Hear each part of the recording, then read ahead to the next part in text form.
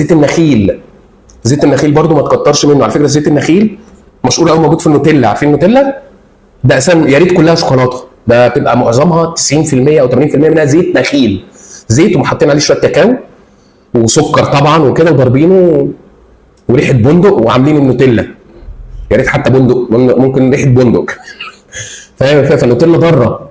تلاقي الناس بتاكل منها كتير، يقول لك الطفل تلاقيه يقعد عليها مثلا يعمل منه مثلا ايه، كل شويه عمال ياكل منها بالمعلقه. في ناس كبار بتاكل منها يقول لك يخلص نص البطرمان. غلط طبعا. كل دي زيت نخيل داخل. الزيت ده طبعا سعراته ايه؟ رهيبه، عاليه جدا. الجرام منه 9 سعر، فبيتخن جامد ويعمل مشاكل خلاص، ويزود الدهون في الدم الضاره ويعمل تصلب شرايين وجلطات وكوارث. فخلي بالك من النوتيلا، ما تافورش فيها.